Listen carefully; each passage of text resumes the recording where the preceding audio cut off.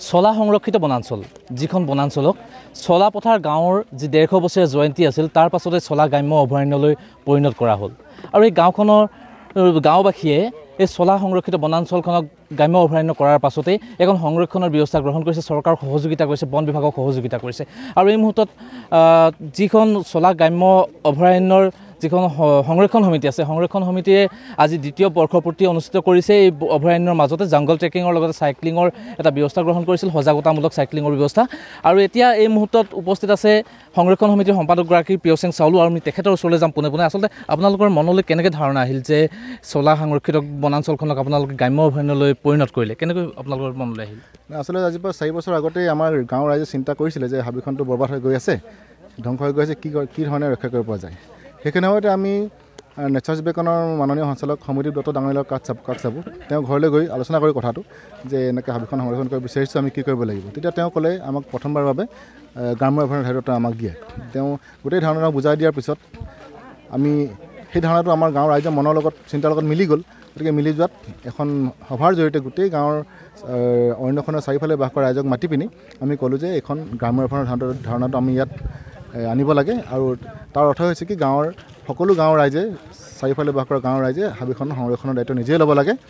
আৰু তেতিয়াহে ইয়াত থকা গছ বনবিলাক ইয়াত থকা ফল মূলবিলাক সম্পদবিলাক আমাৰ ইয়াত দুষ্প্ৰাপ্য বহুতবিধ গছ থকা বুলি জানিব কেনেকুৱা ধৰণৰ গছ বা উদ্ভিদ কেনেকুৱা আছে ইয়াত আপোনাৰ নেতামটো আছে তাৰপিছত আপোনাৰ আছে মেজাংকৰি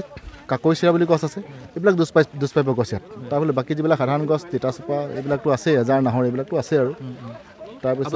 নিশা পোহৰাৰ ব্যৱস্থা কৰিছে নিশ্চয় আমি যেতিয়া গম পালোঁ যে ইয়াত ডিপাৰ্টমেণ্টক আমি আচলতে সহযোগ কৰিবৰ কাৰণে আমি ইয়ালৈ আমাৰ সুবিধা হৈছে এতিয়া আমি যেতিয়া গম পালোঁ যে ডিপাৰ্টমেণ্টৰ মাত্ৰ 2জন মানুহে ইয়াত আছে তাৰে এজন মানে পাৰ্মানেণ্ট আৰু এজন পাৰ্মানেণ্ট নহয় আৰু তেনেকৈ ৰিক্ৰুইটমেণ্টটো নতুন হোৱা নাই ডিপাৰ্টমেণ্টৰ গতিকে আমি ডিপাৰ্টমেণ্টক সহযোগ কৰিবৰ কাৰণে তেওঁলোকে এটা প্ৰস্তাৱ দিলোঁ যে আমাৰ ছ'চাইটিৰ ফালৰ পৰা আমি কেইজনমান মানুহ নিৰ্বাচিত কৰি দিওঁ আৰু তেওঁলোকে সেইসকলক তেওঁলোকৰ আইডেণ্টি কাৰ্ড প্ৰদান কৰি ইয়াত নিশাটো মানে টহলদাৰীৰ ব্যৱস্থা কৰিব তেওঁলোকক যাতে দায়িত্ব প্ৰদান কৰে তো সেইমতে ৰেঞ্জাৰ চাহাবে আমাৰ মাননীয় গগৈ ছাৰে তেওঁলোকক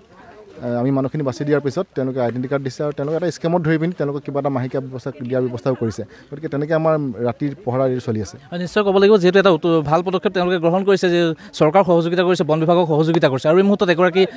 পৰ্যটন ক্ষেত্ৰৰ লগত জড়িত এগৰাকী ব্যক্তি আছে বিতুপন কলং তেখেতৰ ওচৰলৈ আমি পোনে পোনে আহিম আচলতে যিহেতু আপুনি কাজিৰঙাৰ পৰা আহিছে ইয়াত দেখা কাজিৰঙাৰ লগত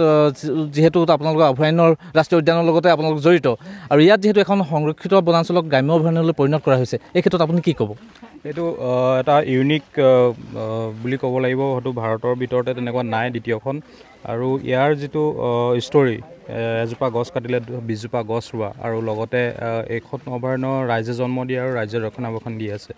গতিকে আমাৰ উদ্দেশ্য এইটোৱে এনেকুৱা ধৰণৰ আমাৰ অসমত যিসমূহ আছে যে চলা এইটো এটা ইউনিক আইডিয়া তো এক্সপ্ল'ৰ হ'ব লাগে আৰু পৰ্যটনৰ আৰু থ্ৰু দি এইটো এক্সপ্ল'ৰ কৰি পেলাই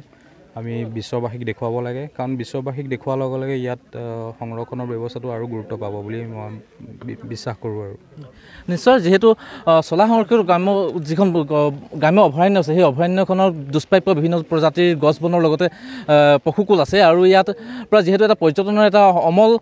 উপাদান আছে এই অঞ্চলটোত সেয়েহে এই অঞ্চলটো যাতে পৰ্যটন ক্ষেত্ৰলৈ পৰিণত কৰিব পৰা যায় এই ক্ষেত্ৰত যদি চৰকাৰে